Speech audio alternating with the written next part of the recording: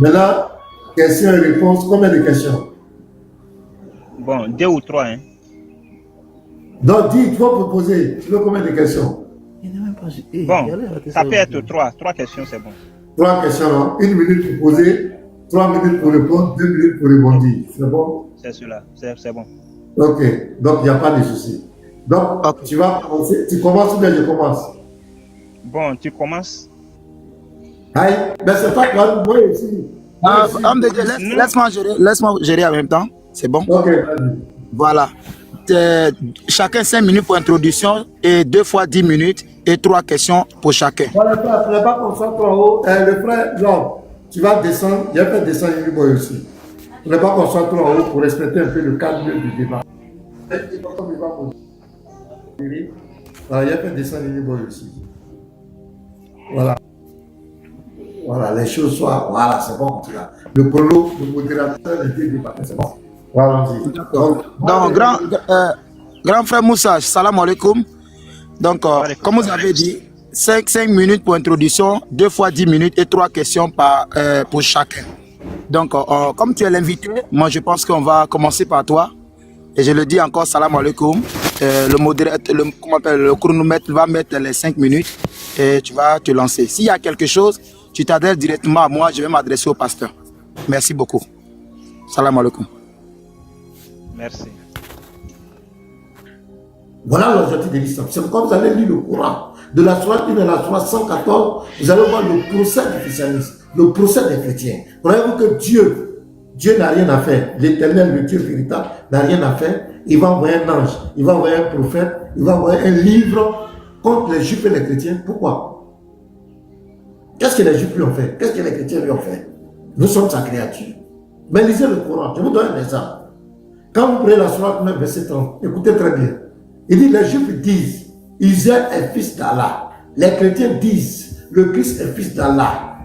Telle est leur parole provenant de leur bouche, ils imitent le dit des mécréants. Qu'Allah les anéantisse. Comment s'écarte-t-il de la vérité?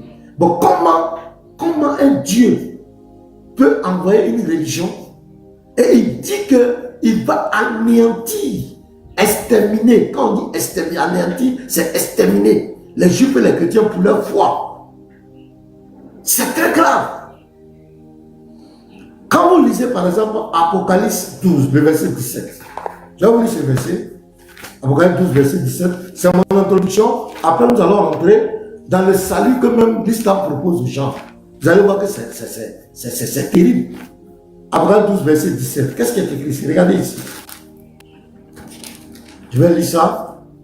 Et le dragon fut irrité, ça dit c'est Satan, le diable, fut irrité contre la femme et il s'en alla faire la guerre au reste de sa postérité. La femme ici représente Israël.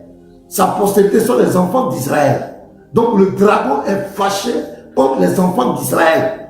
Regardez le premier groupe. Et le dragon fut irrité contre la femme et il en alla faire la guerre au reste de sa postérité. À ceux qui gardent le commandement de Dieu et qui ont le témoignage de Jésus. Donc il y a deux groupes ici. Il y a ceux qui gardent le commandement de Dieu qui sont la postérité, les enfants d'Israël, et il y a ceux qui ont le témoignage de Jésus qui sont les chrétiens. Quand vous allez lire le Coran, l'islam, le Dieu du Coran, ne fait que s'attaquer à ces deux communautés jusqu'à dire qu'il va les exterminer. Et il n'est pas venu donner le salut. Vous allez voir le fondement du dogme de l'islam, c'est de combattre la divinité à Jésus, de combattre la mort et la résurrection de Jésus, de combattre le ministère universel de Jésus. C'est pour ça que l'islam a été suscité. Donc, mes bien-aimés, il n'y a aucun salut en islam. L'islam est juste venu pour s'accaparer d'un certain groupe de personnes, les empêcher de voir la lumière, la grâce qui est en Jésus-Christ. C'est pourquoi l'islam a été suscité. Il n'y a rien d'autre. Celui qui croit que cette religion est venue pour te sauver, tu t'es trompé, c'est la plus grosse erreur de ta vie. Jamais, il n'y a aucun salut dedans. Donc, c'est l'introduction. Vous allez voir que dans l'islam, le Dieu de l'islam, il promet le paradis aux gens. Tantôt, il dit, il promet le paradis aux gens. Tantôt, ce même Dieu promet l'enfer. Tantôt, il dit, il est miséricordieux, très miséricordieux. Mais en réalité, il n'est jamais miséricordieux. Il demande aux musulmans, c'est le musulman doit se sauver par ses propres œuvres. Parce qu'il va peser ses œuvres. À partir du moment où on pèse les œuvres de quelqu'un, on perd les yeux de quelqu'un, ça veut dire qu'on demande lui-même son propre effort pour être sauvé. Où est la miséricorde? Donc je m'arrête là, on va rentrer en profondeur. Shalom. Merci pasteur. Grand frère Moussa, salam alaikum encore, et tu as la parole pour les 5 minutes. Alhamdulillah Rabbil Alamin, wa sallallahu wa sallam ala Rasulullah al-Amin, wa ala abdihi al-Masih al-Ma'oud, allazi huwa Abdurrahman Ahmed Koudous Konati. Alhamdulillah, je salue tous les membres de ce panel et mon co-débatteur qui est le pasteur Mena. Je le salue et je salue vraiment tout le monde et tous ceux qui sont en train de nous écouter. Et je dis particulièrement à mes chers frères musulmans d'être fiers d'être musulmans et de savoir tenir ce que Allah subhanahu wa ta'ala les a donné comme religion pour le salut de leur âme. Et qu'ils ne soient pas distraits par tout ce qui est en train de se dire. Il faut qu'ils puissent le savoir cela. Je suis votre serviteur, Moussa Ahmed Konate, disciple de sa sainteté El Hajj Abdurrahman Ahmed Koudous Konate, le Messie promis attendu par l'humanité tout entière. Vous voyez, Allah subhanahu wa ta'ala, mes chers frères musulmans et tous, Allah subhanahu wa ta'ala pouvait nous dire dans la sourate Al-Tawbah,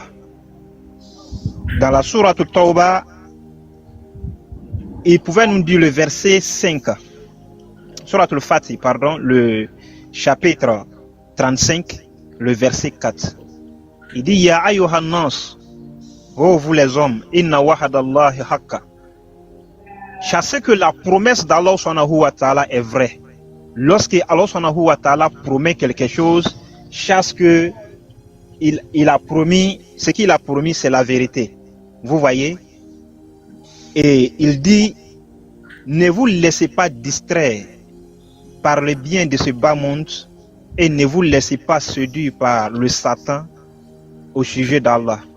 Car ce que Allah te donne, c'est cela le véritable et la véritable vérité, et il n'y a aucune vérité sur cela. Il faut savoir que aujourd'hui on est libre d'accepter ce que Allah nous donne et ne pas accepter. Voilà. Donc, mais en réalité, tout le monde est libre d'accepter ce que tu veux, mais lorsque tu lis et que tu es musulman, il faut savoir que Allah subhanahu wa ta'ala t'a fait grâce. Et cette grâce-là, il faut savoir que le paradis, c'est une promesse que Allah a faite pour les musulmans. Et Allah nous demande de ne pas craindre, de ne pas douter de cela, de ne pas être séduit par le diable. Vous trouverez que les gens qui vous diront l'islam c'est le diable, Allah c'est Ubal, il n'y a pas de salut en islam. L'islam c'est la perdition. Oui, Allah savait qu'il y a des gens qui allaient dire cela. Voilà pourquoi Allah vous a déjà interpellé en disant que ne vous laissez pas séduire par le Satan. Parce qu'ils viendront à tout moment pour vous séduire. Et ils vont parler, ils ont là de la parole. Ils ont là de la parole. Quand ils parleront, tu vas penser que réellement ce qu'il a dit c'est vrai. Or lorsque tu vas vérifier dans les sources, tu verras que vraiment ce qu'ils ont dit c'est combattre l'islam. Mais Allah subhanahu wa ta'ala garde sa religion au travers de ses serviteurs qui sont portés de la véritable religion qui est l'islam. Voilà pourquoi je vous invite à connaître le guide de votre siècle. Lorsque vous avez le guide de votre siècle en votre génération, personne ne pourrait vous séduire, et parce que c'est lui qui vous enverrait à Allah subhanahu wa ta'ala, c'est lui qui va vous montrer la voie à suivre, et retenez cela. Lorsque vous laissez votre guide, comme le prophète lui-même il a dit, lorsque vous laissez votre guide, celui qui met sans reconnaître lui-même de son siècle est mort d'une mort, et est mort étant égaré. Vous voyez, voilà pourquoi les gens arrivent à vous séduire, les gens arrivent à vous tromper. Vous voyez, sa sainteté El Hajj Abdurrahman Ahmed Koudous Konate, il est venu, il a propagé le message, et ceux qui ont entendu son message ont reçu la vie éternelle, et c'est ceux-là qui sont sur la voie qui amène à Allah subhanahu wa ta'ala. Car sa sainteté El Hajj Abdurrahman Ahmed Koudous Konate, c'est lui qui est aujourd'hui la vie est le chemin, la vie et la vérité. Le chemin, la vérité et la vie aujourd'hui, c'est sa sainteté El Hadj Abdourahmane Ahmed Kourous Konaté. Ne vous laissez pas séduire par les pasteurs, des révérends, des apôtres. Car la religion que Allah subhanahu wa ta'ala vous a donnée et la religion qui sauve aujourd'hui, c'est l'islam. Et merci. Merci beaucoup, Imam. Merci beaucoup. Ok. Petit Mato, les 10 minutes pour le pasteur. Homme de Dieu, vous avez la parole. Attends, je viens. Ok. Bon, c'est extraordinaire. Je crois que dans les questions et réponses, ça va chauffer parce que je vois déjà que pourquoi lui au moins j'ai accepté son débat. Il m'avait dit que moi je fais le débat avec les Ismaël Aka, les Diané et je me gonfle la poitrine. Je me fais passer pour quelqu'un qui a de la connaissance alors que je n'ai pas la connaissance. Donc il lui traite déjà les Diané et les Ismaël Aka comme des gens qui n'ont pas de connaissance, des gens de la Dawa. Si vous voyez, il est en train de parler de NCT, sa sainteté. Donc déjà, il y a un problème même avec le Coran. Parce que le Coran dit à la Sourate 33, verset 40, que c'est Mohamed qui est le dernier des prophètes. Voilà, donc je crois qu'il va nous clarifier cette partie.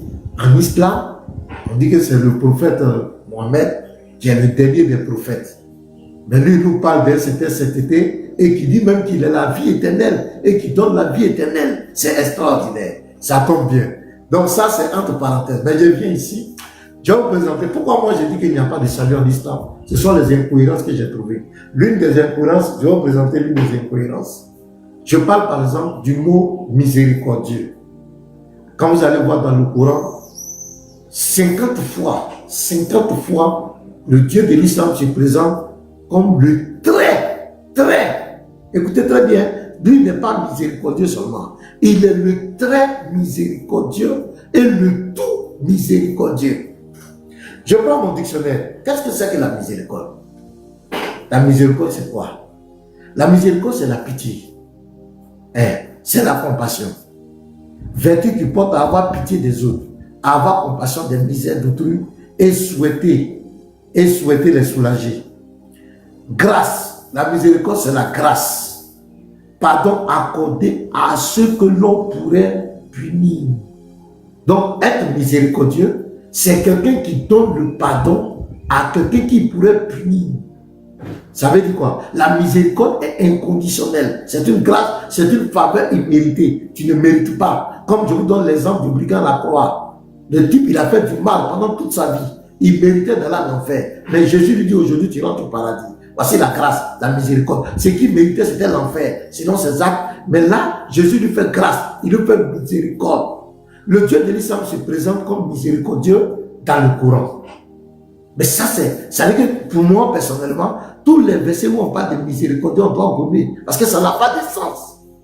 Je vais vous prendre même le salut du musulman. Je donne un simple exemple. Regardez, un exemple. Et tout le monde, vous allez me répondre. Il se présente comme le très miséricordieux, le tout miséricordieux. Prenez la Sourate 4, verset 18. Sourate 4, verset 18. Dis quoi? Sourate 4, verset 18. Voilà, je vais lire ça. Regardez, écoutez très bien. Le très miséricordieux et le tout miséricordieux. Mais la solution n'est point destinée à ceux qui font de mauvaises actions jusqu'au moment où la mort se présente à l'un d'eux et qui s'écrit, certes, je me répands maintenant. Donc, le Dieu de l'islam dit, le très miséricordieux, le tout miséricordieux dit, si quelqu'un a fait le mal, il ne connaissait pas Dieu, il a vécu sur la terre, il ne connaissait pas Dieu, il a commis des actes loin de Dieu, et il est, comment l'appelons, il sent la mort venir, il sent qu'il est dans ses derniers jours, et il prend conscience que, vraiment, j'ai fait du mal, j'ai fait du tort, je vais demander pardon à mon Créateur. Le très miséricordieux et le tout miséricordieux dit, il fuit. Il n'accepte pas le pardon de ce monsieur. Vous qui êtes en commentaire, est-ce que ce Dieu est vraiment miséricordieux?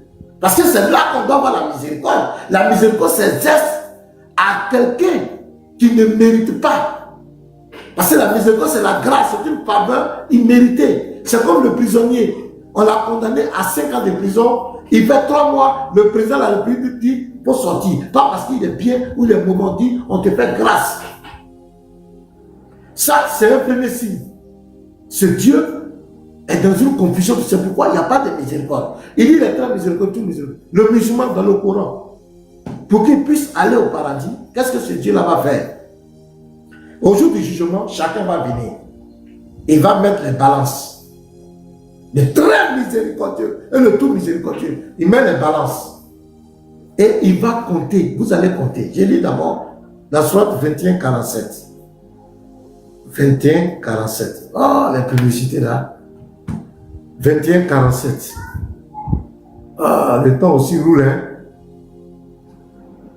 21, 47 dit, au jour de la résurrection, ok.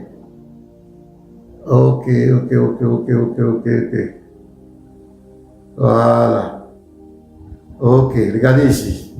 21, 47.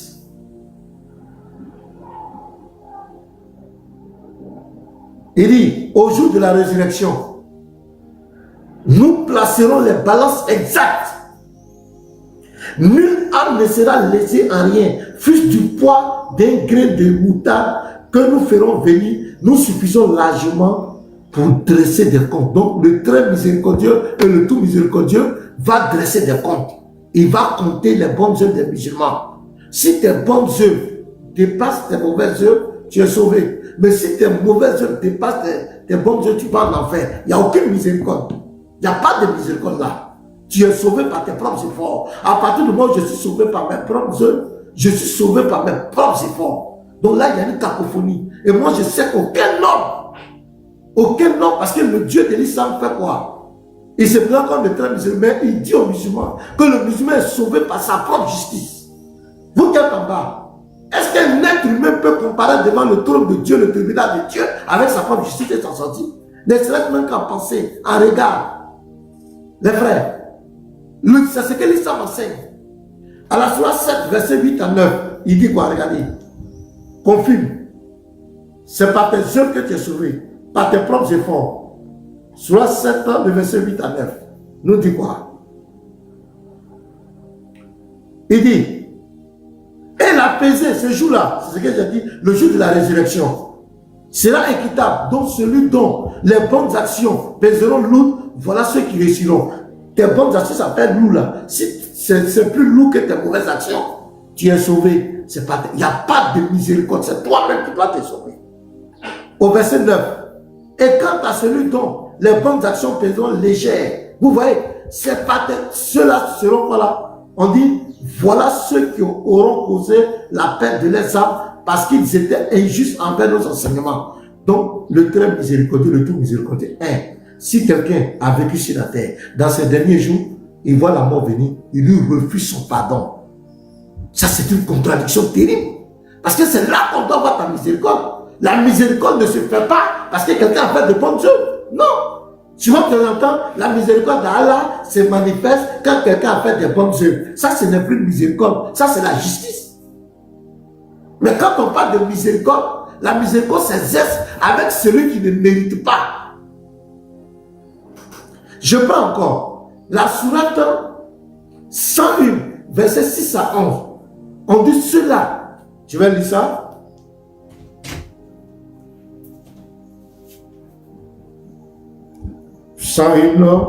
Le verset 6 à 11.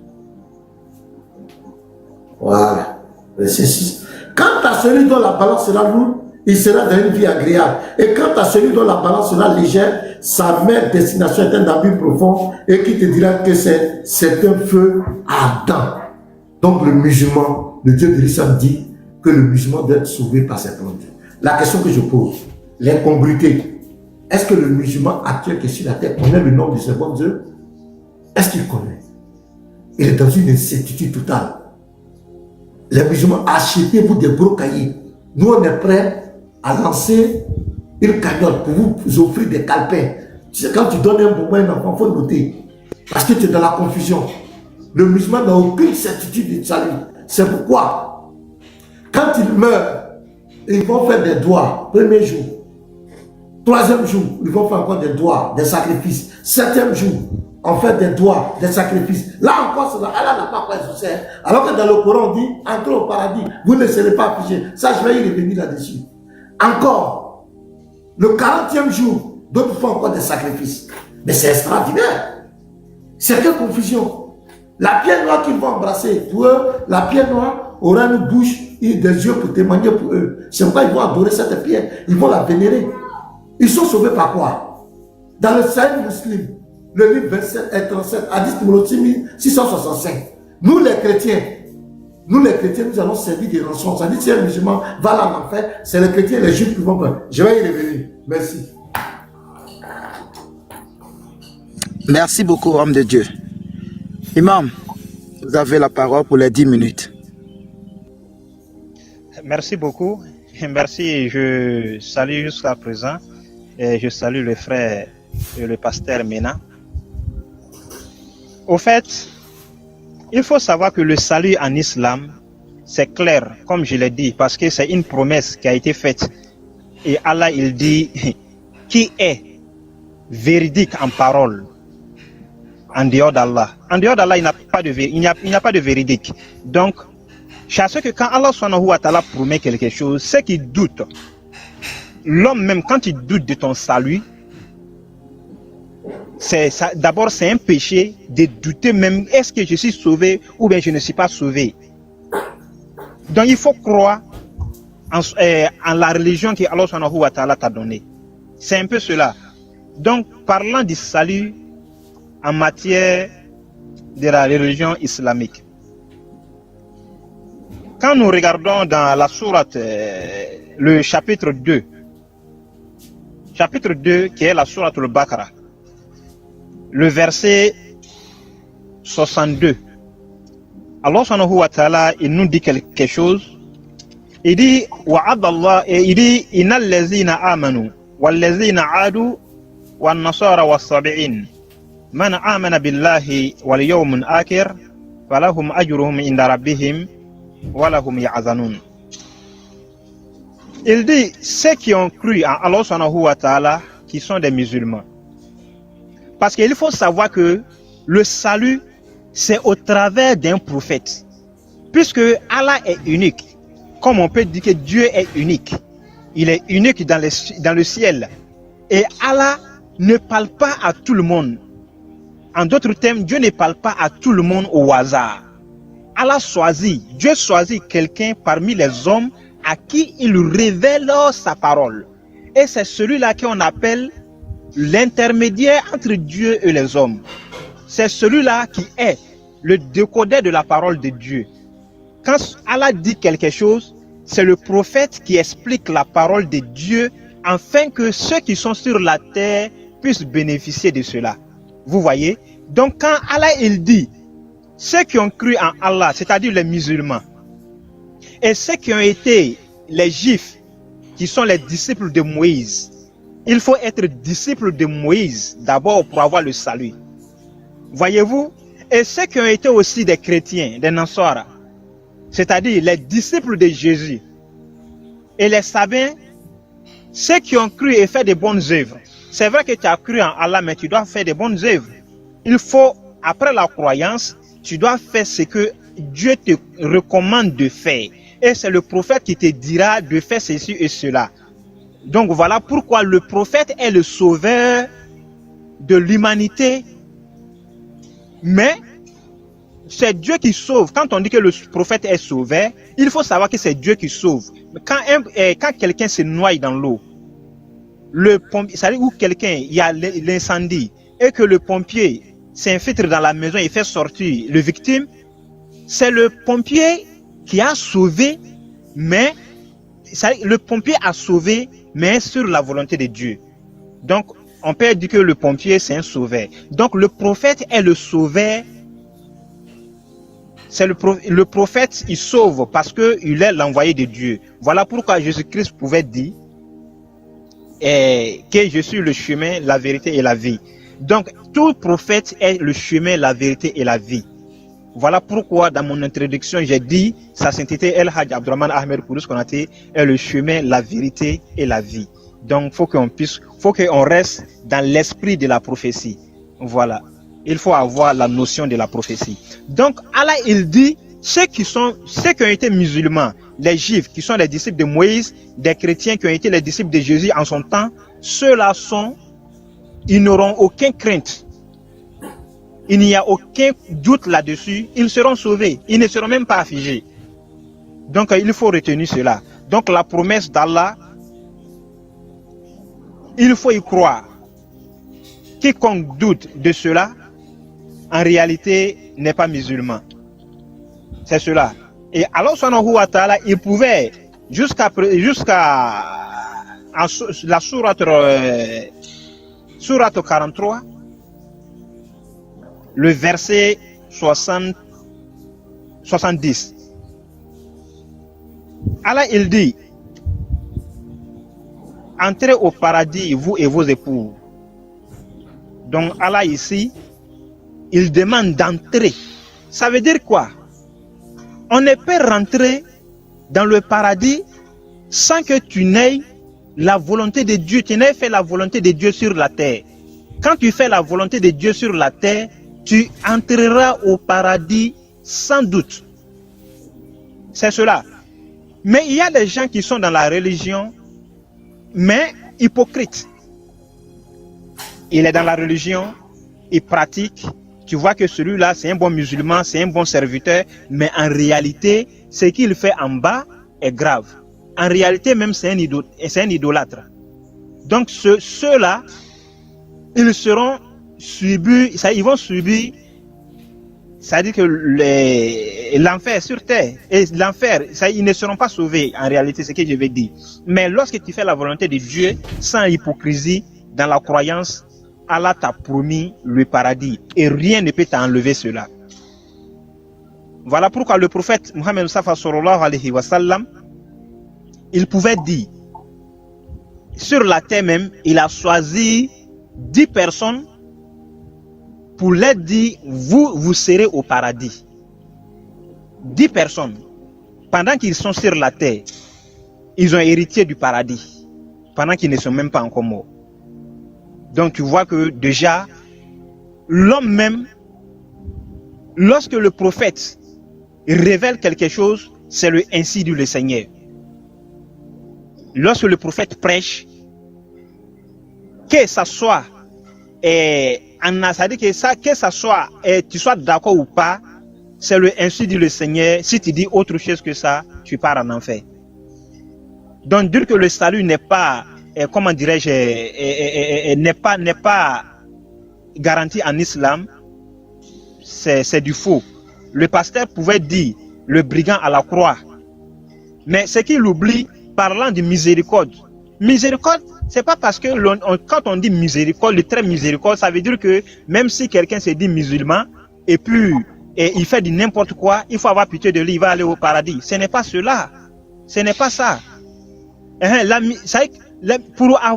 Pour hériter du miséricorde de Dieu, il faut être au moins, il faut faire des œuvres. Sinon, il y a une prostituée au temps, il y avait une prostituée là, et elle marchait un temps lorsqu'elle arrivait au bord du, comment dirais-je, d'un puits où il y a un chien qui souffrait, qui avait soif d'eau. Et cette prostituée, elle a servi à boire au chien. Voyez-vous, cette prostituée-là a fait boire le chien, et cette prostituée-là a eu le miséricorde de Dieu. Malgré qu'elle était prostituée, à cause du bien donc elle a fait, elle a hérité du, comment dire, du très miséricorde, alors qu'elle était prostituée. Donc, Allah, il a décrypté, il a donné une religion à laquelle l'homme doit faire l'effort pour avoir le paradis. Donc, ça n'a rien à voir avec Allah promet le paradis, et puis dans un autre temps, il vous fait partir en l'enfer. Dans un autre temps, il vous accorde le paradis. Non, ce n'est pas cela. On appelle ça écrit mal compris. Tu n'as pas compris. Il faut demander ceux qui ont la notion ceux qui ont la notion du Coran.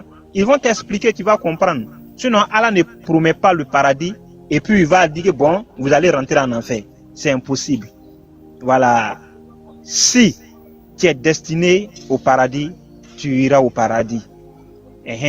Allah va jamais te mettre en enfer et puis te dire que bon, tu auras au paradis après. Jamais.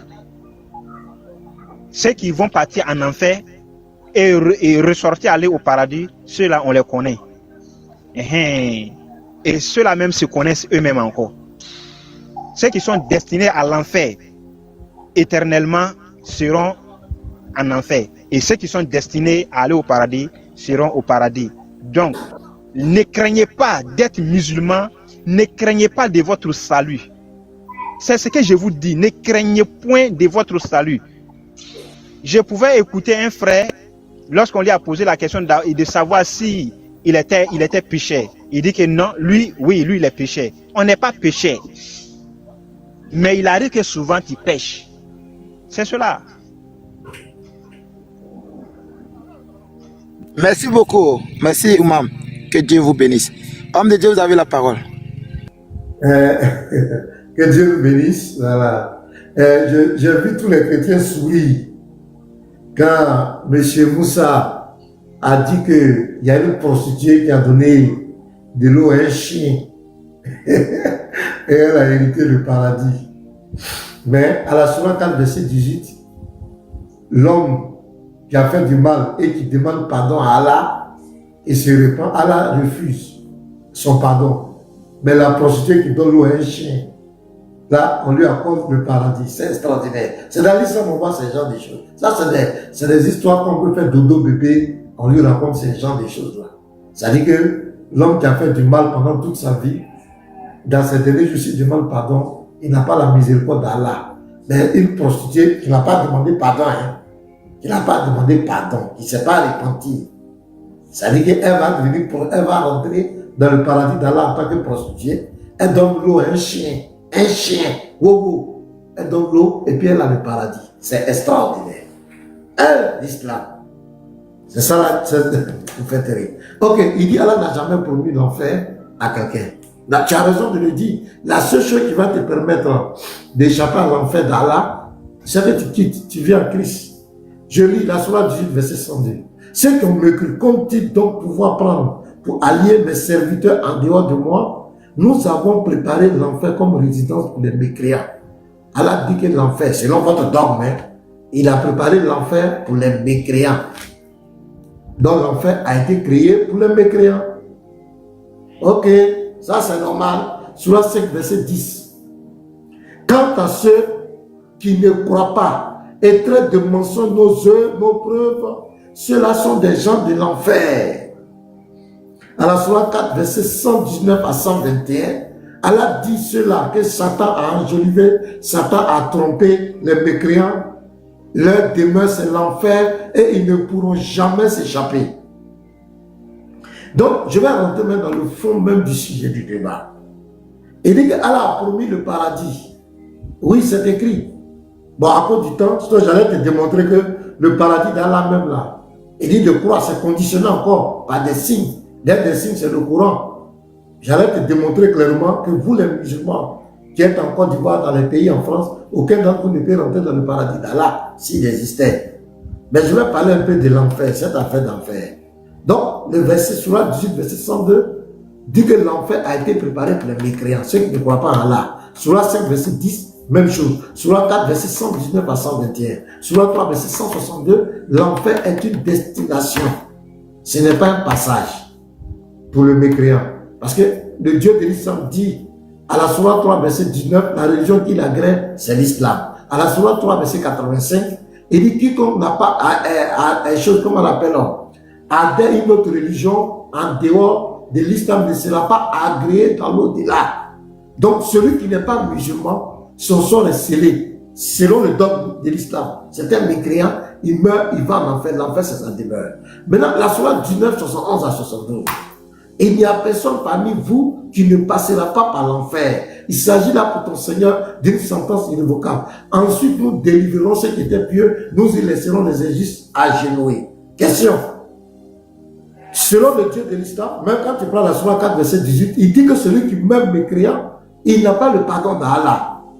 La question qu'on pose à tous ceux qui sont en bas, est-ce que le mécréant, il passe par l'enfer? Selon le dogme, avec les versets que j'ai lus. L'enfer, c'est un passage pour le mécréant ou c'est une demeure pour le mécréant. L'enfer a été préparé pour le mécréant, c'est un passage. Répondez-moi en commentaire. Selon le dogme de l'islam. Donc, c'est clair. Le mécréant ne passe pas. Selon le dogme de l'islam, le mécréant ne passe pas. L'enfer, selon le dogme de l'islam, c'est une demeure pour le mécréant. Maintenant, qui est celui qui passe là?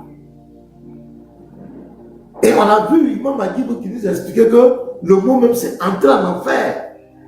Quand on prend le tafsir d'Ibn Abbas, on prend le tafsir d'Al-Jalali, Ibn Kati, tous les musulmans vont rentrer en enfer.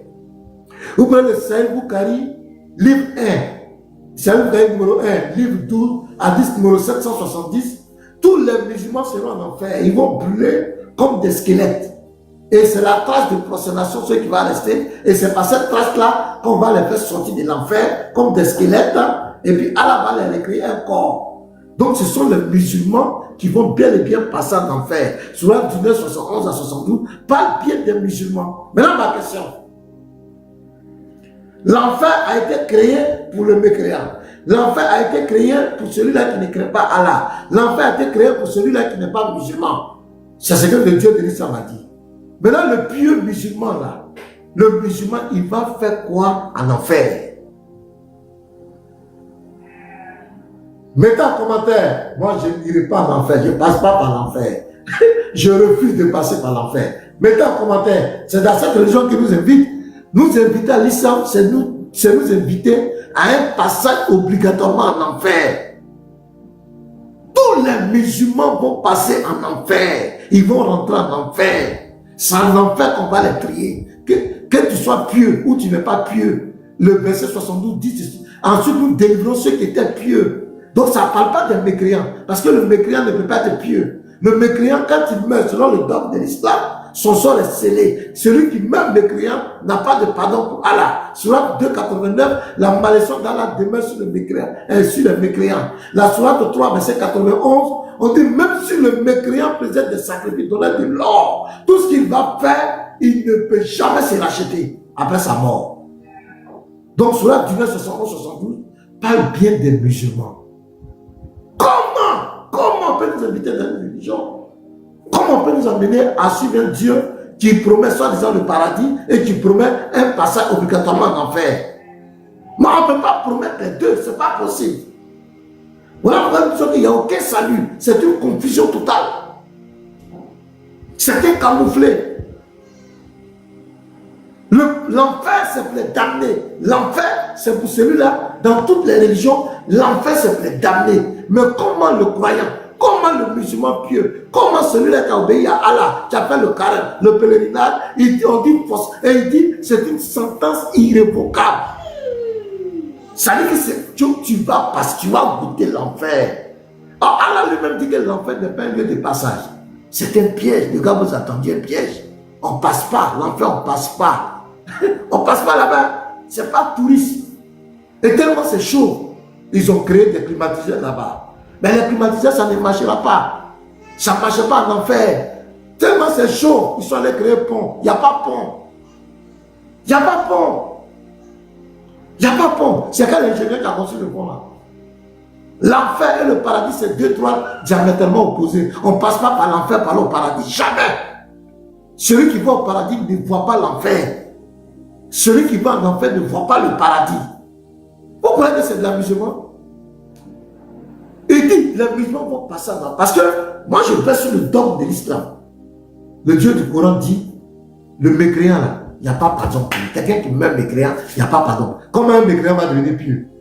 Au 72. Nous, ensuite, nous délivrons ceux qui étaient pieux. Pieux là, c'est qui? Ce sont les musulmans. C'est quand même ahurissant qu'un Dieu promette le paradis, soi-disant, et qui promette encore l'enfer à quelqu'un. Moi, en religion, ça là, je ne veux pas. Un Dieu qui me dit, il va venir compter mes œuvres. Je serai devant, on va faire mathématiques. Il va compter mes œuvres. Maintenant, hier, tu as regardé mal ton frère. Bon, une fois, tu as donné bonbon. Ça fait 1. Je ne suis pas dedans, mes frères. Je ne suis pas dedans. Jésus dit, mes brebis entendent ma voix. Elles me suivent. je leur donne la vie éternelle, elles ne périront jamais.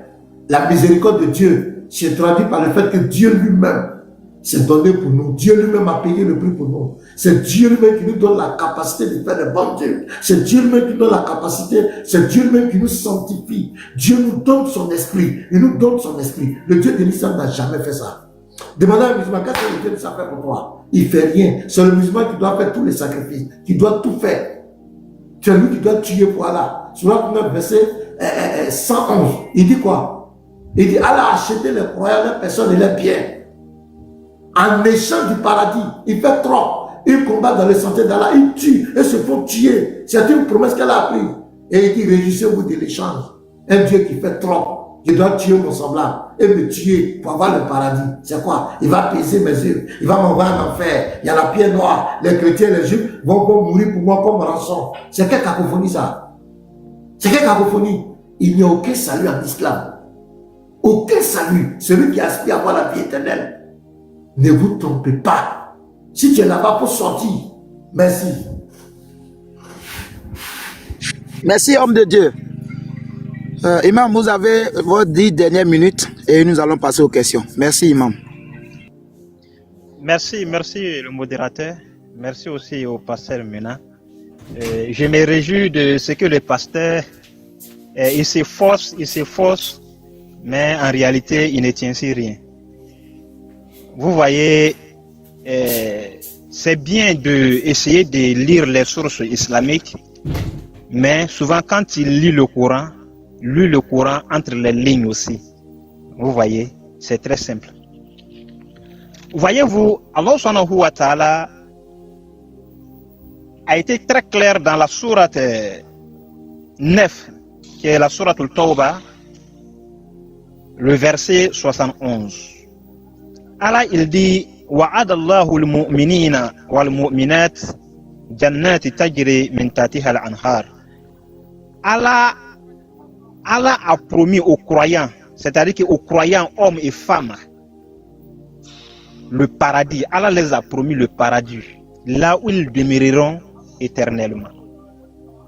Donc ici, il s'agit seulement, le Coran est rempli de promesses que Allah a faites. Donc moi je ne vois pas comment un musulman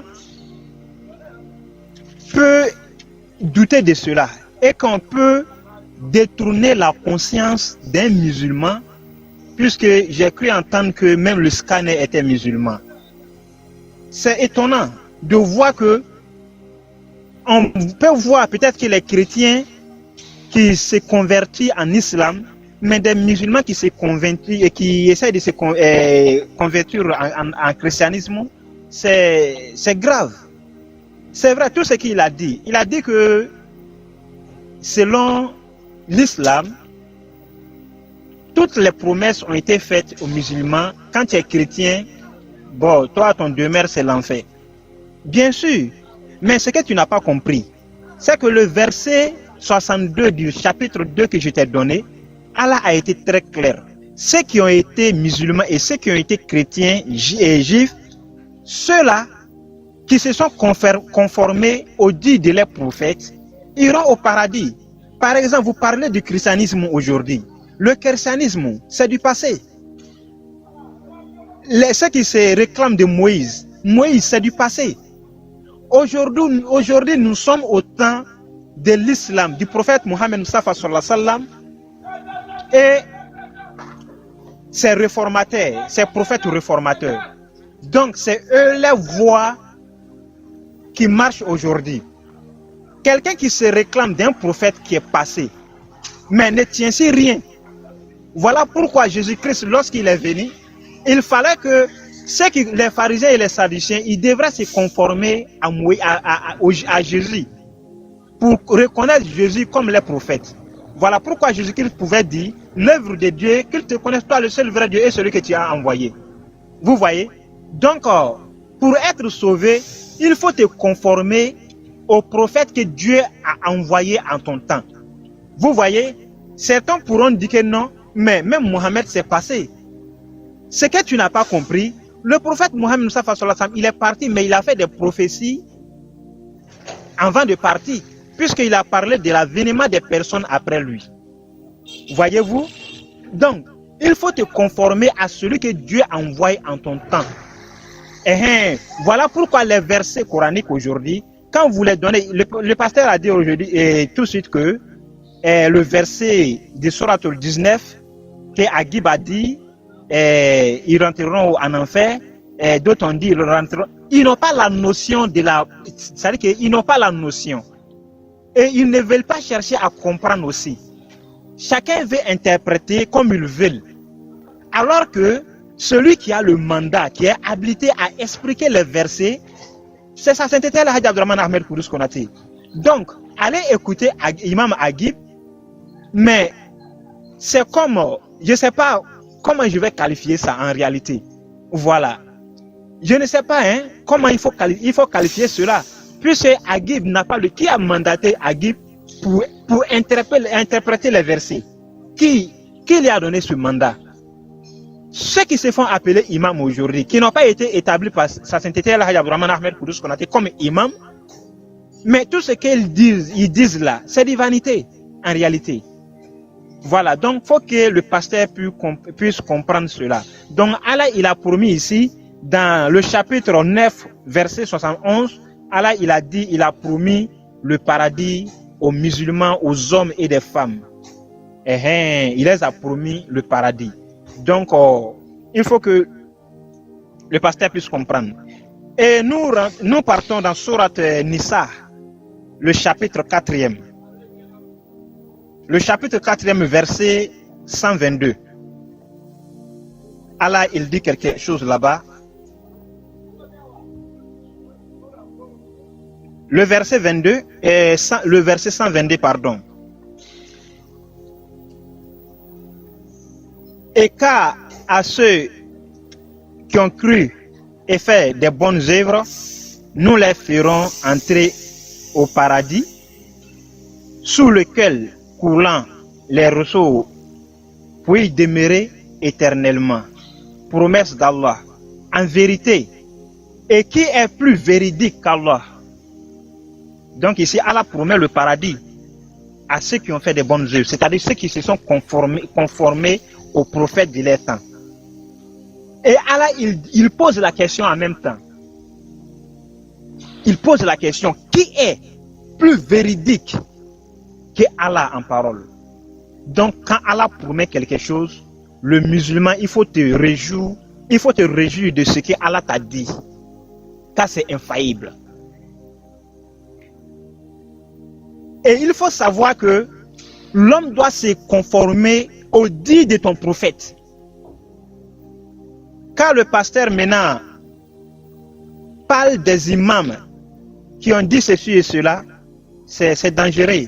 Souvent je vois les pasteurs prendre des Oustaz Diané, Ismaël Akagi pour faire référence, souvent moi je me dis que, mais est-ce que ces pasteurs-là, ils ne doivent pas se confesser? Ils doivent se confesser. Le fait de prendre ces imams-là pour faire, comment dirais-je, exemple.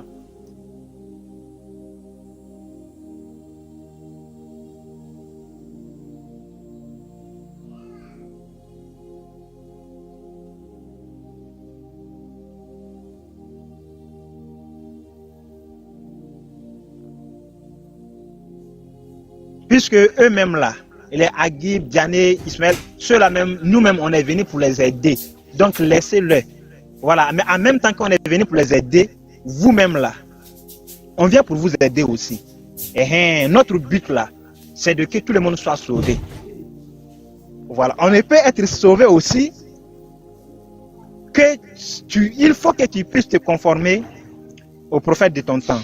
Et donc je vous invite à connaître le jour et son message, qui est sa sainteté El Hadj Abdurrahman Ahmed Kourous Konaté, qui est le chemin, la vérité et la vie aujourd'hui. Donc, le prophète Mohammed sallallahu alayhi wa sallam, il pouvait dire, vous pouvez trouver, c'est-à-dire c'est dans Sahih Bukhari et Muslim, mais j'ai tiré cela dans un livre qu'on appelle Riyad as-Salihin. Riyad as-Salihin, qu'on appelle le jardin des vertus. C'est un livre. L'auteur a ramassé des hadiths venant des musulmans et Bukhari il a rassemblé ça dans son livre qu'on appelle Riyad as-Solihin. Et Riyad as-Solihin, qu'on appelle en français le jardin des vertus. Donc quand vous écrivez Riyad as-Solihin, l'hadith c'est 158. Quand vous écrivez seulement Riyad as-Solihin, hadith 158, on va vous donner l'hadith. Le prophète pouvait dire, toute ma communauté, c'est-à-dire que tous ceux qui m'ont suivi, entreront au paradis. Tous ceux qui m'ont suivi. Voilà pourquoi je vous ai dit que le salut c'est au travers d'un prophète. Et le prophète pouvait dire, tous ceux qui m'ont suivi là, ils vont rentrer au paradis, sauf celui qui a refusé d'y entrer. Et on lui pose la question, mais qui refusera de rentrer au paradis, le prophète? Qui va refuser d'aller au paradis? Et le prophète pouvait dire, celui qui m'a suivi, celui qui s'est conformé à moi, ira au paradis. Mais celui qui m'a rejeté, c'est-à-dire que celui qui ne s'est pas conformé à moi, ira en enfer. Donc, avoir le salut, il faut te conformer à ton prophète. Ne venez pas dire, ah, telle personne est morte pour moi, donc il faut croire en sa mort pour avoir le salut. Sinon, celui-là même, il a maudit Jida. Maudit soit celui qui m'a livré. Vaut mieux pour cette personne si sa maman lui avait pas mis au monde.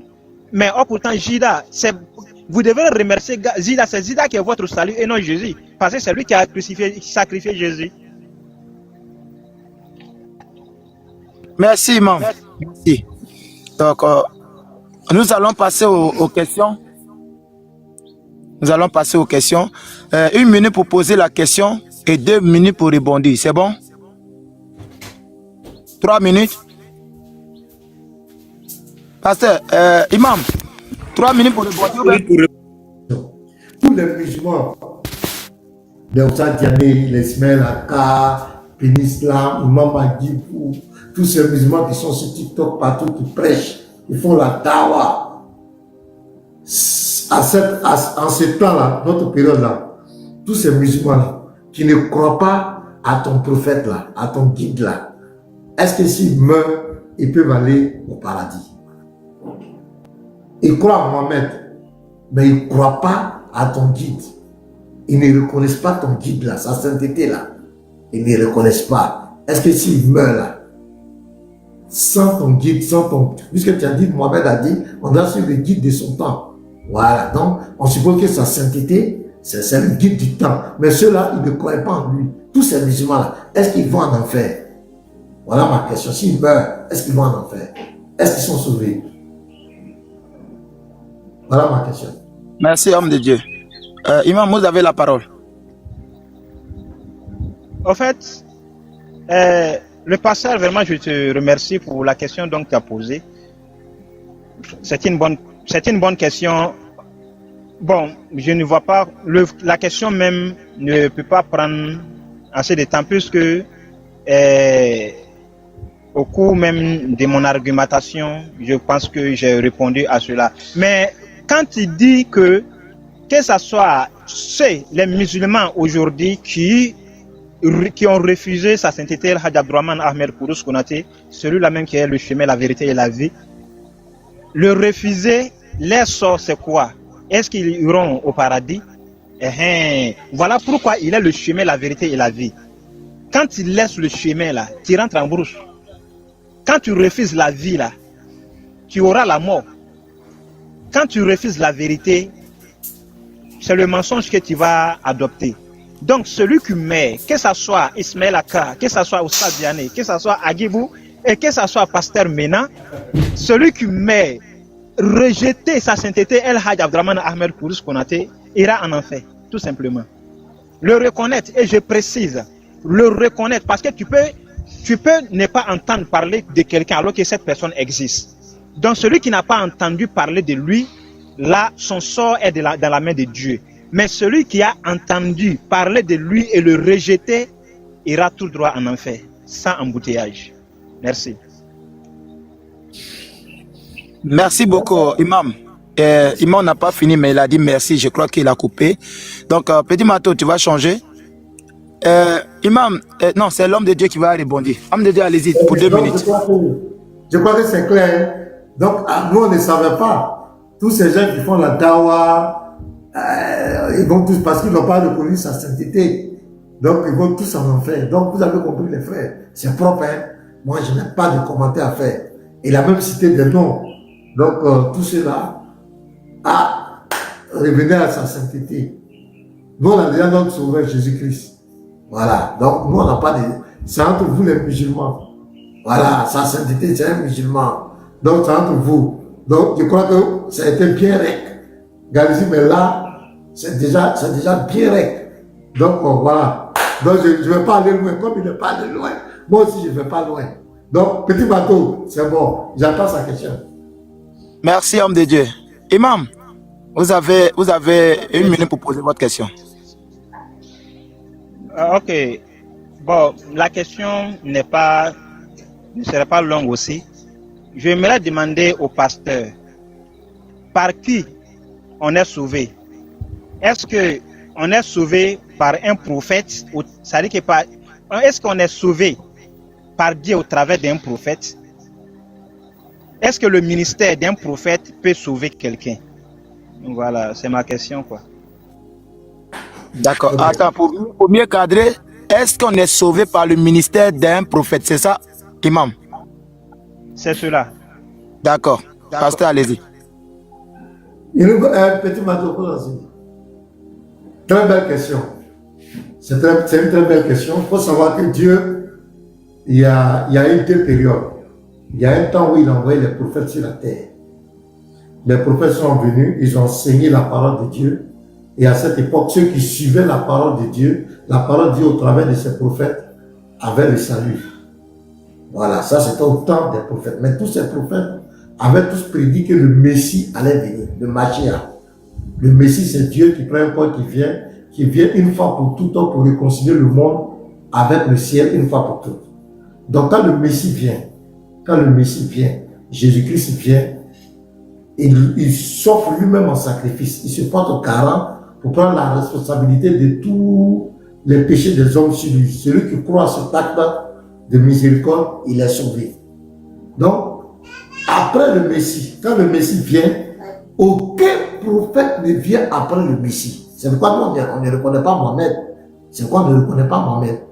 C'est pourquoi on va jamais accepter le prophète de l'islam avec ta sainteté, tout ça là. Nous, on ne les reconnaît pas parce que une fois que le Messie vient, le Mashiach, une fois que le Mashiach vient, aucun prophète ne peut venir derrière lui pour sauver quelqu'un. Mais avant le Messie, les prophètes étaient envoyés pour guider les gens dans la volonté de Dieu. Et tous ces prophètes ont prophétisé la venue du Messie. Quand le Messie vient, c'est par lui jusqu'à la fin des temps. C'est pourquoi il dit dans Matthieu 24, verset 14, il dit la bonne nouvelle du royaume sera prêchée dans le monde entier, à toutes les nations.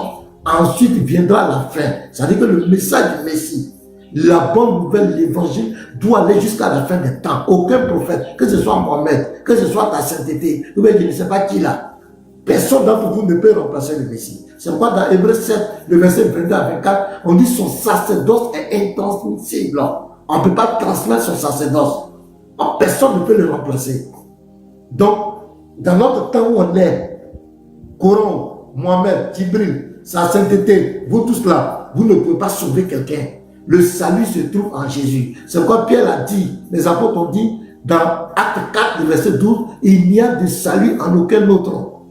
Il n'y a pas un nom qui a été donné sur le ciel par lequel nous devons être sauvés. Le Seigneur a dit, je suis le chemin, la vérité et la vie. Il dit, nul ne vient au Père que par moi. Nul ne vient, il n'y a pas un autre chemin. Il dit, je suis la porte. Celui qui passe par une autre, par la fenêtre ou bien quoi, ne peut pas être sauvé. Donc aujourd'hui là, où je suis en train de te parler, celui qui détient le salut de ton âme, il s'appelle Jésus-Christ. Et après lui, aucun prophète ne peut venir. Je crois que j'ai été très clair. Merci. Merci, pasteur. Imam, s'il n'a pas répondu, vous pouvez retoquer et puis il va revenir dessus. Donc, voilà, il n'y a pas de problème. Donc, si l'homme de Dieu a posé sa question aussi, si vous n'avez pas répondu, il va revenir dessus. Donc, Imam, vous devez 2 minutes pour répondre.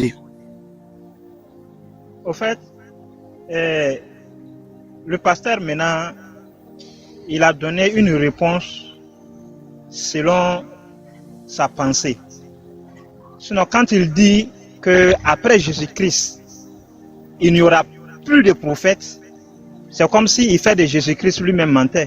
Puisque Jésus-Christ a dit, je vous enverrai des prophètes, des scribes et des sages. Vous les tuerez, vous les crucifierez. Donc, s'ils croient en Jésus, donc ils rejettent le fait que Jésus-Christ dit qu'il enverra des prophètes.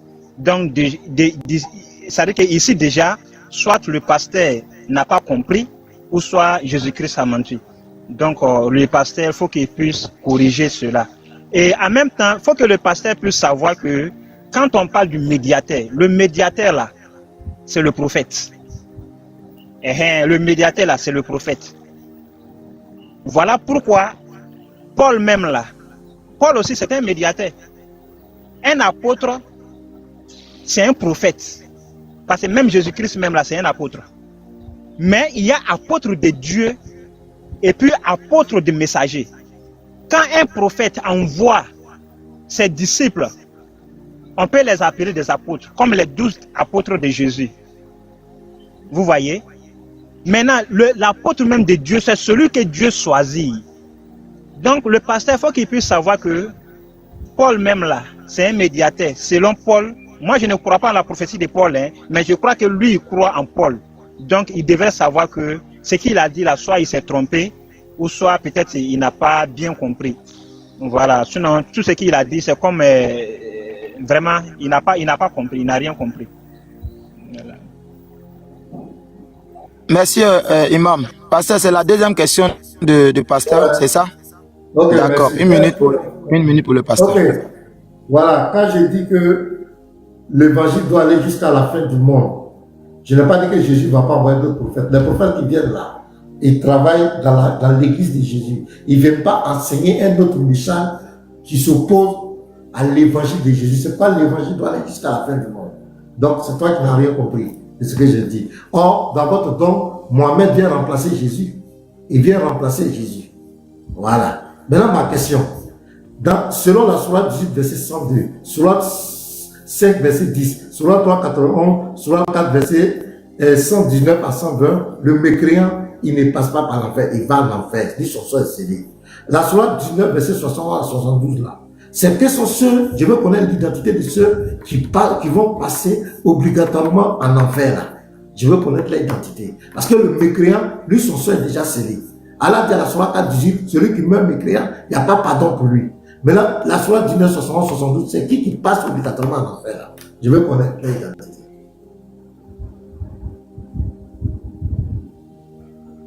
Merci, pasteur. Imam, vous avez la parole.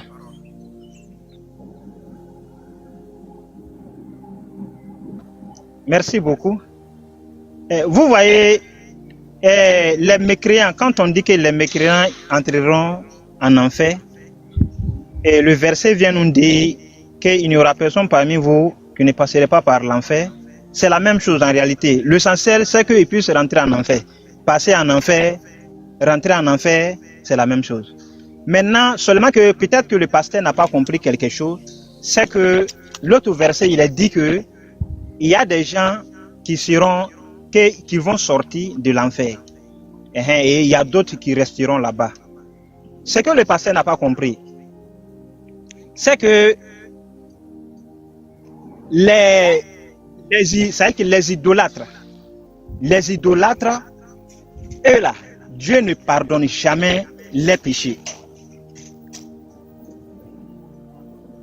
Voilà pourquoi Allah il dit Inna Allah la yaghfir an yushraka bihi wa yaghfir ma duna zalika man yasha. Allah ne pardonne pas le péché de ceux qui font de l'idolâtrie, qui associent quelque chose à Allah. Allah ne pardonne pas les péchés. Mais il pardonne à part ça tous les autres péchés. Allah, il peut le pardonner. Vous voyez? Et Allah subhanahu wa ta'ala, il nous dit quelque chose ici, dans le chapitre 9, verset 27. Il dit, Ya ayyuhal lezina amanu, voyez vous qui croyez, innamal mushrikuna najisun. Les idolâtres sont impurs. Ce sont des impurs. Maintenant, quand on part dans la sourate 19, donc il a donné, il faut que le pasteur puisse savoir que le verset a commencé à quelque part d'abord. Allah, il a parlé des gens du paradis, et après, il a parlé des hommes qui pensaient, c'est-à-dire qu'il y a des mécréants qui pensent que parce qu'ils ont posé une question de savoir. Ils ont posé une question de savoir. Allah, il va nous ressusciter après que nous allons mourir. Et Allah, il dit, et au verset 65, ceux-là, la terre, il dit, et les hommes, une fois mort, mais sortira-t-on vivant? C'est l'homme qui demande, est-ce qu'après que lui soit mort là, Allah va le faire sortir? Ce sont des mécréants qui Allah est en train de répondre. Maintenant, Allah répond jusqu'au verset 71 qu'il dit, comme le temps, et nous ici, il dit, on ne va pas arriver. Donc Allah répond, c'est aux ceux qui se posent la question là, c'est à eux que Allah est en train de répondre au travers le prophète. Et Allah, il dit, il n'y aura personne parmi vous qui ne passeront pas par l'enfer. Vous qui croyez que est-ce que vous serez ressuscités là, vous allez passer par l'enfer. Et ceux donc qui Allah va faire sortir là, c'est ceux qui ont commis des péchés qui est pardonnable. C'est eux qui vont sortir. Mais en réalité, les mouchiks, ils vont rester. Merci, Imam. Merci beaucoup. Vous avez les 2 minutes. Vraiment là, M. Moussa et Kao, il dit que ça parle des mécréants. Mais ma prochaine question, il dit que ce sont les mécréants. Hein. Voilà, ça parle des mécréants. Vous avez tous noté hein, que ça parle des mécréants. Donc, je ne fais pas faire de commentaires. Voilà, je ne fais pas de commentaires. Je vais me muter. Il va poser sa deuxième question. Petit Mato, c'est bon. Voilà, qui pose sa question. Donc, ma dernière question, on va après. Imam, vous avez la parole pour la question.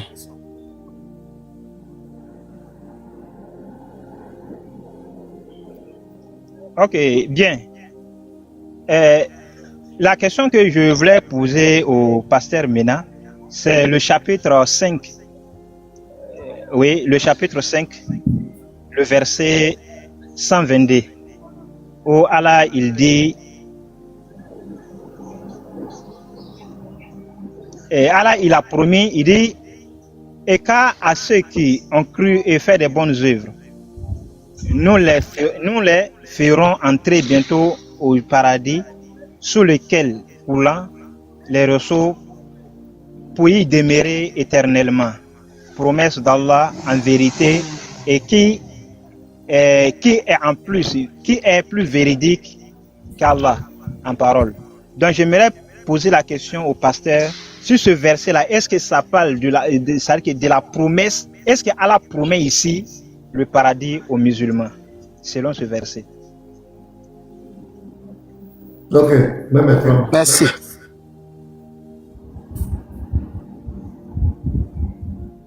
Ok, donc ce que tu dois comprendre, il y a une chose de faire des promesses dans toutes les religions, même chez les rosicruciens, chez les bouddhistes, chez les hindouistes, les zoroastristes, toutes les religions promettent le paradis.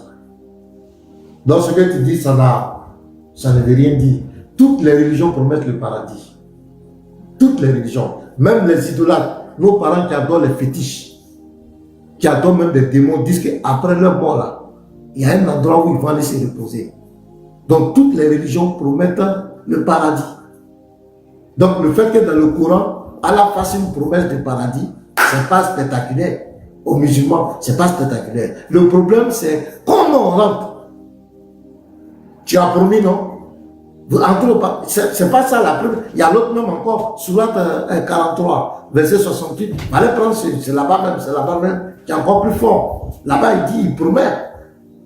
Voilà, le problème, c'est pas de promettre. Le problème, c'est pas de promettre. Mais comment les gens rentrent? C'est ça le débat. Sur toutes les religions, au monde promettent le paradis à leur dette. Chez les bouddhistes, comme ça, ils parlent de nirvana. Qui parlent du nirvana, ils vont aller se reposer. Chez les Zoroastres, là-bas même, eux-mêmes, il y a les Ouris aussi. Il y a les femmes qui vont, ils auront des femmes, c'est là-bas l'islam a copié. Ils promettent tous le paradis. Il n'y a pas quelqu'un. Même les pharaons, quand les pharaons mettent les pyramides là, on met ça pour qu'ils voient dans l'éternel. Même tu vas voir, dans la mythologie égyptienne là-bas encore ils promettent le paradis. Et puis, ils pèsent aussi les œuvres pour que ceux qui rentrent. Mais tout ça, c'est de la mythologie. Donc, le fait qu'Allah promette le paradis aux musulmans, ça ne veut rien dire. Comment le musulman rentre au paradis? C'est là qu'on voit qu'il y a une supercherie. C'est là que je dis qu'un Dieu ne peut pas promettre le paradis et promettre l'enfer. Un Dieu ne peut pas promettre le paradis et dire aux gens, je vais peser tes œuvres et tu vas être sauvé par ta propre justice. C'est là le vrai débat. Sinon, toutes les régions promettent le paradis. Donc, c'est pas extraordinaire. C'est pas extraordinaire que Allah dit dans le Coran, je vais vous faire de bonnes œuvres, je vais vous donner le paradis. C'est pas extraordinaire. Donc, c'est ça.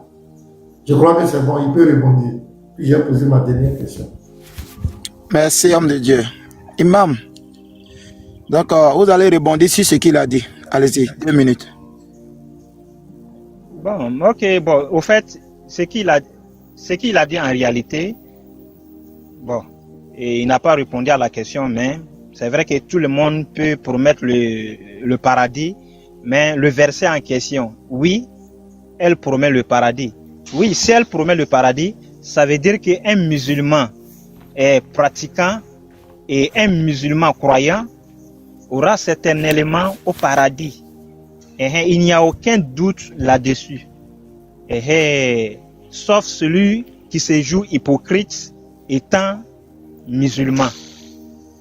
Voilà, je suis un pied dedans, un pied dehors, tu es dehors. Donc, ici, on se réjouit que Allah subhanahu wa ta'ala, vraiment, il nous a promis le paradis et nous croyons aussi que nous allons y entrer. Voilà, par la grâce d'Allah. Merci. Homme de Dieu, votre dernière question. Petit Mato, il a fini. Votre dernière question, homme de Dieu. Petit Mato, mais 1 minute. C'est 1 minute, Petit Mato. Voilà. Il faut lancer. Vous avez compris tout ça. La soirée du 9, 71, 72, je lui ai dit, quels sont ceux qui passent? Il a dit, ce sont les mécréants. Voici ma question. Les mécréants qui vont passer ici, là, ils vont passer par l'enfer, là. Quand ils finissent de passer, ils vont passer. Quand le mécréant finit de passer, là, il va où? Le mécréant, tu as dit que c'est le mécréant. Sourate 19, 71 à 72. Que ce sont les mécréants qui vont passer. Les mécréants qui vont passer, là, ils ne restent pas, ils passent, selon toi. Quand ils passent là, ils vont où? Ils vont à Abidjan, à New York, à Paris. C'est où? C'est dans quel lieu ils vont? Puisqu'ils ont passé, ils ont traversé l'enfer. Tu as dit que ce sont les mécréants. Ils passent là, ils vont où? Voici ma question.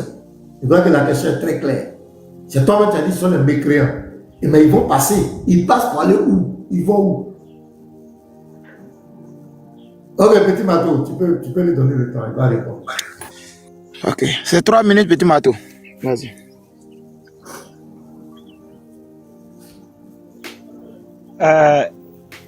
Au fait, le pasteur m'a fait revenir sur le verset en question encore.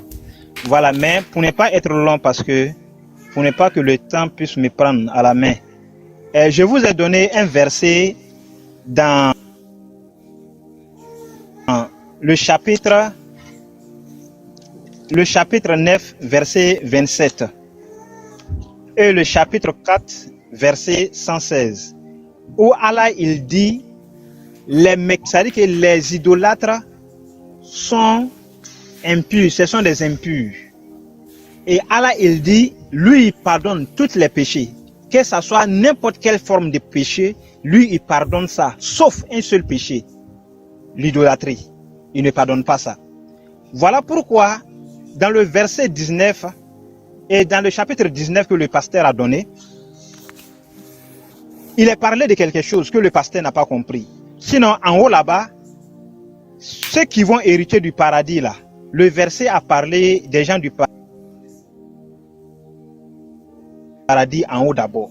Avant de commencer maintenant, le verset 67, Allah il dit quoi? L'homme, bon, on monte au verset 66, et il, homme, dit, une fois mort, me sortira-t-on vivant? C'est-à-dire que pour les idolâtres là, le paradis là, ça n'existe pas. Quand on va mourir là, on ne pourrait plus venir sur cette terre. Et ça, c'est la doctrine des kémites, tout le monde sait ça. Mais en réalité, les idolâtres même sont là, ils sont même les musulmans même ont cette croyance. Il y a des gens qui se font appeler musulmans, mais ils ont cette croyance. Donc, il se pose cette question. Et Allah, il répond, l'homme ne se rappelle-t-il pas qu'avant cela, c'est nous qui l'avons créé alors qu'il n'était rien. Il ne se rappelle pas de ça. Hein? Par ton Seigneur, l'homme, celui qui a posé cette question-là, Allah, il dit, par ton Seigneur, assurément, nous les rassemblerons et les diables, puis nous les placerons autour de l'enfer, agenouillés.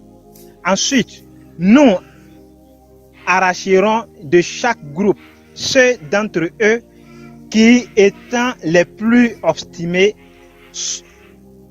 contre le tout miséricorde. Puis nous sommes le meilleur, à savoir ceux qui méritent le plus y entrer, le plus être brûlé. Il n'y a personne parmi vous, vous qui posez cette question-là, il n'y a personne parmi vous qui ne passerait pas par l'enfer, car il s'agit là pour ton Seigneur une sentence irrévocable. Ensuite, nous délivrerons ceux qui étaient pieux. Voilà, donc parmi les idolâtres, là, il y a d'autres qui sont pieux, qui font des péchés qui... Donc ceux qui vont rester éternellement là, c'est les idolâtres. Il a dit... Non, ils vont les agenouiller autour de l'enfer. Bon, excusez-moi, bon, faut pas y être mettre dans le débat. Mais j'avais réussi ma femme. D'accord, l'imam, prenez une minute et puis redonnez, s'il vous plaît. D'accord. Le médecin passe, il va au paradis. C'est ce que j'avais demandé. Excuse-moi. Voilà, j'ai dit, ceux qui seront agenouillés là, il y a ces deux groupes. Il y a un groupe qui est impur. Ça, c'est les idolâtres qui vont rester éternellement. Oui, et ceux qui, maintenant, ceux qui vont passer là, maintenant, ceux qui vont... Ils vont où? Moi, je demande, ils vont où? Mais, ils vont où comment? Petit matin, c'est bon. J'avais demandé, ils vont où? Quand ils passent là, les idolâtres, les mécréants là, quand ils passent là, ils vont où? C'est ce que j'avais demandé. D'accord, il n'y a pas de problème. On va pas, allons-y. Laissons-les, allons-y. On va pas dire que j'ai diésé le débat. C'est bon. Je crois que tout le monde a compris. Même autant, même les 2 minutes de rebondissement. Donc ici, ça ne peut jamais être des idolâtres, ça ne peut jamais être des mécréants. J'ai donné des versets clairs où le sort du mécréant en islam, selon le dogme de l'islam, ça les engage là-bas. Selon le sort de l'islam, le mécréant ne passe pas par là. Il ne passe pas. Parce que s'il passe, c'est qu'il va au paradis. S'il passe, il va au paradis. Alors que le Dieu de l'islam dit à la Sourate 4, verset 18, celui qui meurt mécréant, il n'a pas de pardon. À la Sourate 3, 91, le mécréant, tel que soit, même s'il donne des sacrifices d'or, des lingots d'or, il donne tout, il ne peut pas être racheté. À la Sourate 4, verset 120 à 121, le mécréant n'échappera pas à l'enfer. Mais le monsieur là vient nous dire ici qu'aujourd'hui, un mécréant devient pieux, un mécréant passe par l'enfer pour aller au paradis. Bravo! En tout cas, c'est un nouveau guide. Un mécréant passe, alors qu'à la Sourate 280, Allah dit que sa malédiction demeure sur le mécréant. Ça n'engage que lui là-bas. Mais selon le dogme de l'islam, Sourate 5, verset 10, il dit le mécréant, c'est un homme de l'enfer. L'enfer a été préparé pour lui. Mais comment lui vient nous dire que ce sont les musulmans? Sourate 19, 71 à 72. Tu peux lire tous les tafsirs, tous les exégèses. Ce sont des musulmans. Tu veux où? Tu veux pas où? Monsieur Moussa, tu vas rentrer là-bas. C'est ce que Allah subhanahu wa ta'ala a dit. Ce n'est pas les mécréants, ce sont les musulmans. Il faut aller bien lire encore. Il faut lire, il faut étudier l'islam. Un mécréant ne passe pas par l'enfer, par au paradis. Ce n'est pas vrai. Ce n'est pas vrai. Tu t'es trompé. Ça ne te plaît pas, mais c'est ça. Tu as raison. Ok, c'est fini. On va poser sa dernière question. Evangelii est tombé. Hein? Dans Petit Matin, il faut gérer le reste. Il a sa dernière question à poser. Je vais répondre. Ok. Donc, son Excellence Ahmad Kouddous, si vous êtes prêt, il met 1 minute.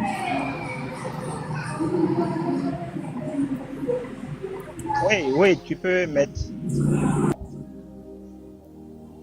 Je voulais poser une question au pasteur, puisqu'il a dit que Jésus-Christ, là, quand il est venu, ça veut dire qu'il a racheté le péché de tout le monde. Il a endossé ça.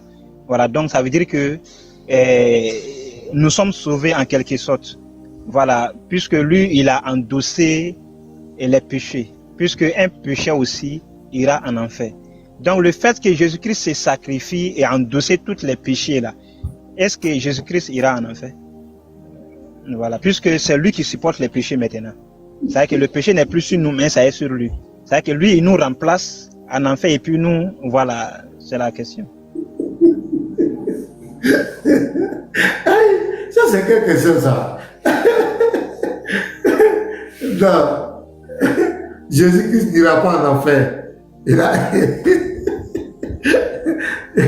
Jésus-Christ, il est Dieu. Il a réglé le problème du péché. Il a réglé le problème du péché de l'humanité.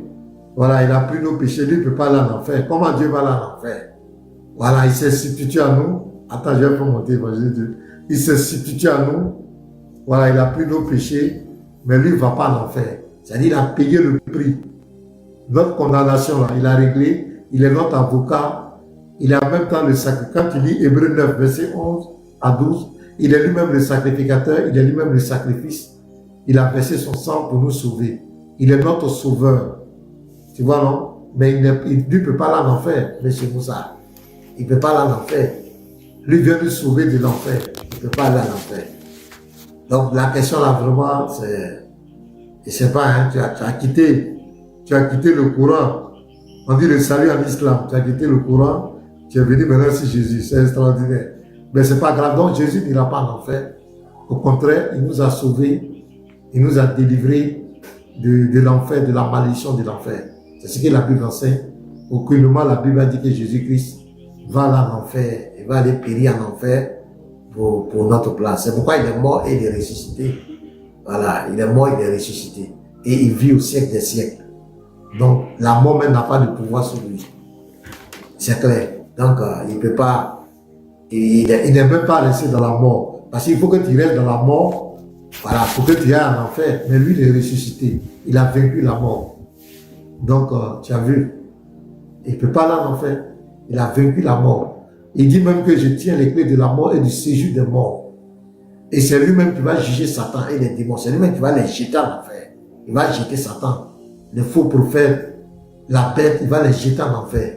C'est lui qui va vaincre Satan. C'est lui qui va venir vaincre l'Antichrist. Il ne peut pas aller en enfer. La mort n'a pas pu le retenir. Donc, comment? Au moins, s'il était resté mort, on pourrait dire que son âme, il va aller en enfer. Mais il a vaincu la mort. Il est ressuscité.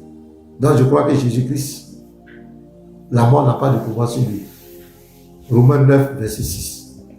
Donc, c'est clair. Il ne va pas en enfer. Voilà, je crois que c'est clair. Petit Matomé, c'est 2 minutes, tu vas répondre. Excusez-moi, hein, pasteur, j'étais tombé sur le réseau. Donc, Imam, vous avez des rebondissements.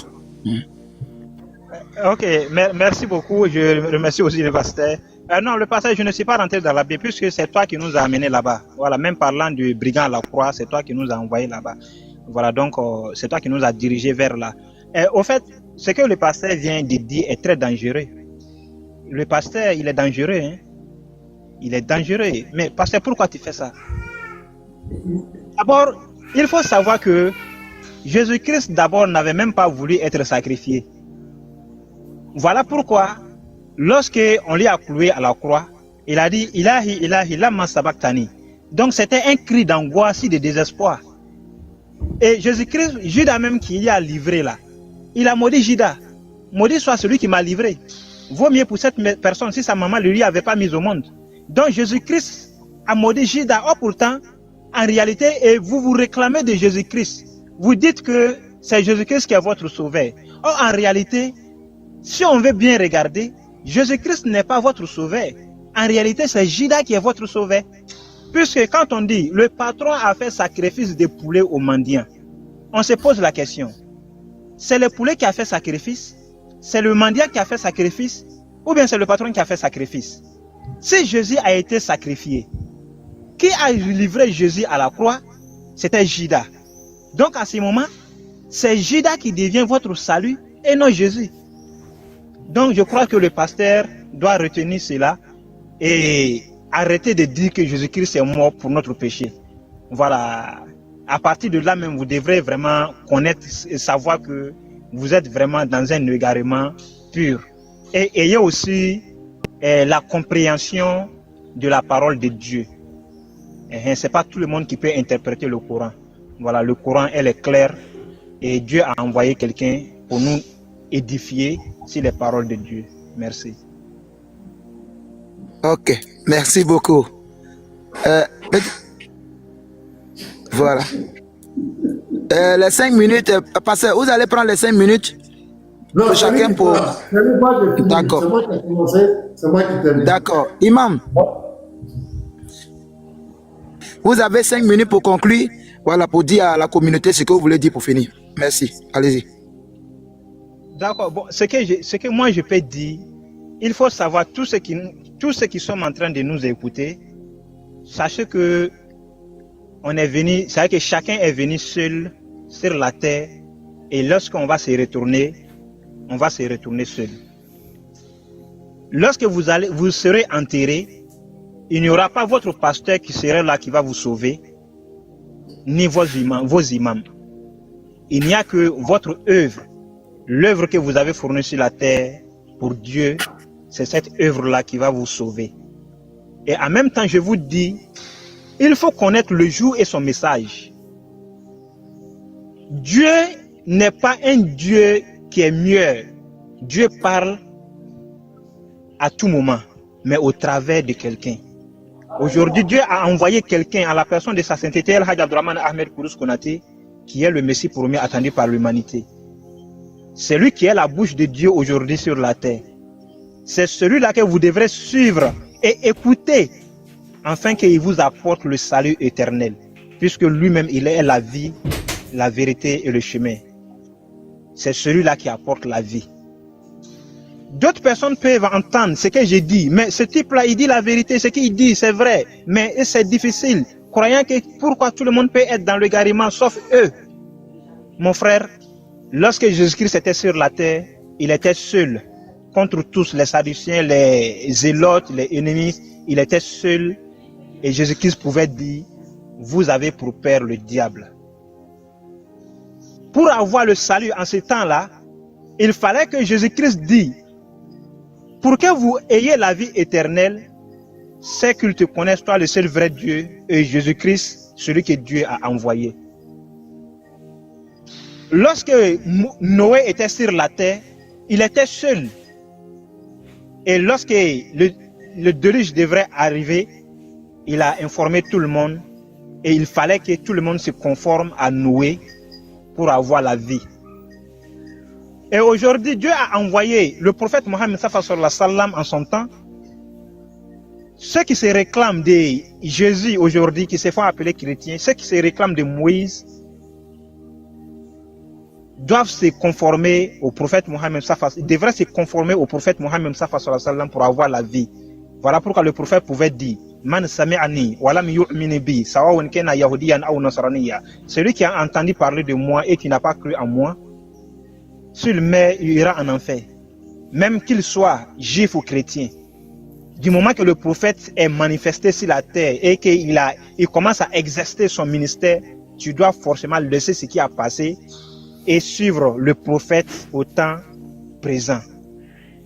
Voilà pourquoi Jésus-Christ pouvait dire,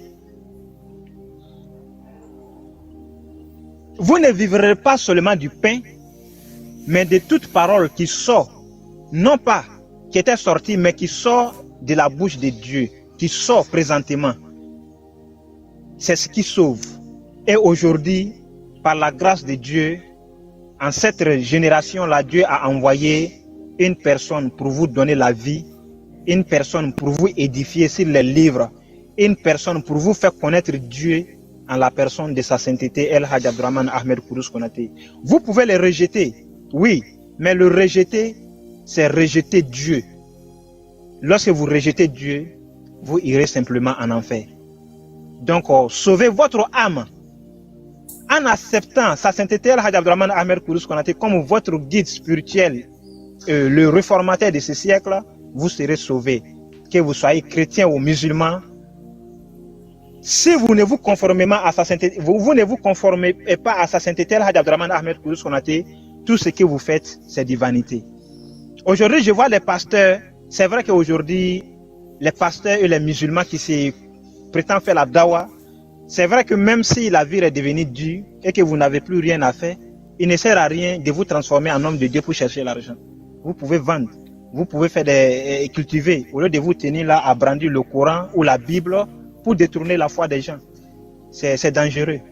Voilà, donc j'appelle tout le monde à suivre et à connaître qui est Abdourahmane Ahmed Kourous Konaté. Vous pouvez aller sur Facebook. Vous saurez que le Messie est prêché dans le monde. Je dis bien prêché. Vous pouvez aller aussi sur Google, comment dirais-je, YouTube. Tapez le Messie promis. Vous allez voir ses réalisations et qui il est. Et vous, si vous voulez ses livres aussi, vous les aurez. Donc c'est cela. Merci. Merci, Imam. Merci. Ouais, même 5 minutes. Vous savez, dans un débat, même quand il y a des émissions, on dit il y a des temps forts. Il y a des temps forts. Moi, il y a quelque chose qui m'a marqué ici, c'est que ce monsieur a envoyé Ismaël Aka, Diané, tous ses prix, même Imam Adibou, tous les envoyés tous en enfer. Parce que si ils ne croient pas en lui, son guide, sa sainteté, je ne sais pas quoi là, et tous vont en enfer. Donc, les musulmans, écoutez bien la voix de Moussa Konaté ici. Il dit, vous tous là, Cheikh Adam, patriote, Baba, on dit vous tous là, allez à la poubelle. Parce que vous ne croyez pas à sa sainteté. Voilà, vous tous à la poubelle. Donc vous perdez votre temps. Jésus est Dieu, Jésus n'est pas Dieu. Vous ne croyez pas à sa sainteté, c'est le guide de votre temps. Voilà. Vous, allez vous tous. Il vous envoie directement en enfer. Haroun, toi qui veux, toi le salafiste, avec Imam Mokhtar, allez vous tous.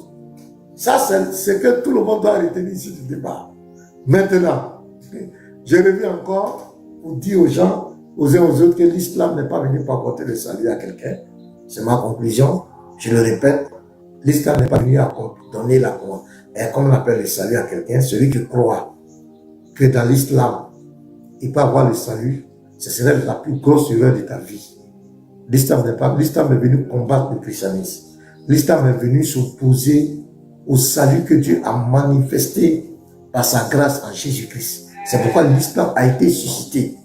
Il n'est pas venu pour sauver quelqu'un. Il est venu vous écarter de cette voie. Et c'est utopique de comprendre qu'un Dieu promet le paradis et qui promet l'enfer. L'enfer et le paradis sont deux droites diamétralement opposées. On ne peut pas promettre le paradis à quelqu'un et en même temps lui promettre un passage obligatoirement en enfer. Ça, même pause, pardon, même pause.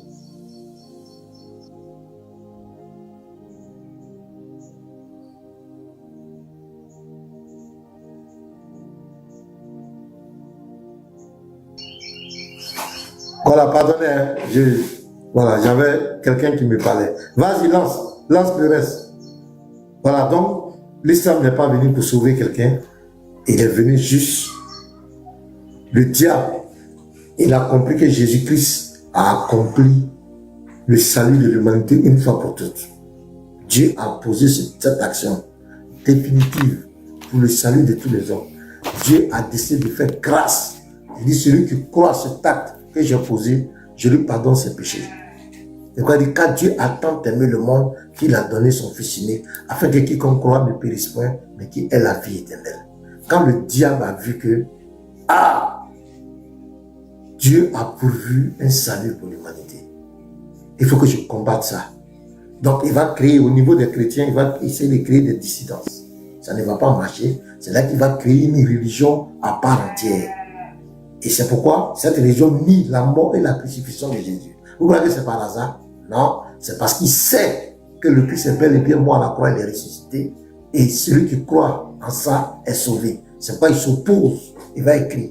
Il croit, il sait que c'est Dieu lui-même qui a accompli cet acte. Parce que l'homme ne peut pas racheter l'homme. C'est pourquoi il s'oppose à la divinité de Jésus. Il va même plus loin maintenant pour dire que Jésus est venu pour le petit peuple d'Israël là. Il n'est pas venu pour toute l'humanité et que c'est lui, son prophète, le Bédouin du 7e siècle, qui est venu pour toute l'humanité. Voici un peu le plan. Le plan. Donc cette religion n'est pas venue pour te donner le salut. Cette religion est venue pour t'écarter du salut. C'est pourquoi quand tu rentres dedans, tu dois rejeter la mort et la résurrection de Jésus.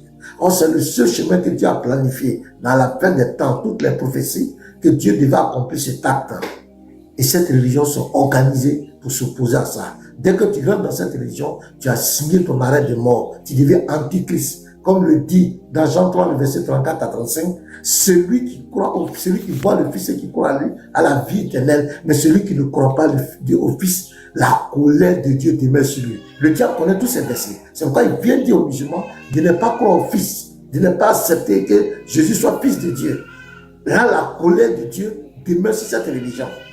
Dans 1 Jean 2, le verset 22 à 24, il dit quoi? Qui est menteur? Sinon celui qui nie que Jésus est le Christ, celui-là est l'antichrist qui nie le Père et le Fils.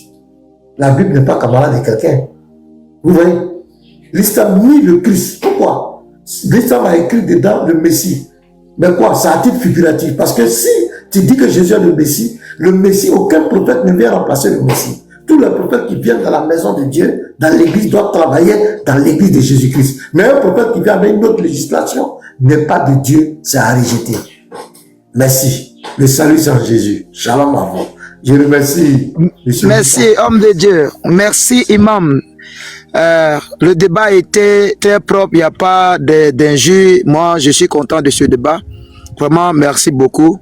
Homme de Dieu, que Dieu vous bénisse, imam. Voilà, le débat est terminé. Vraiment, merci pour votre, pour le respect que vous avez donné au panel.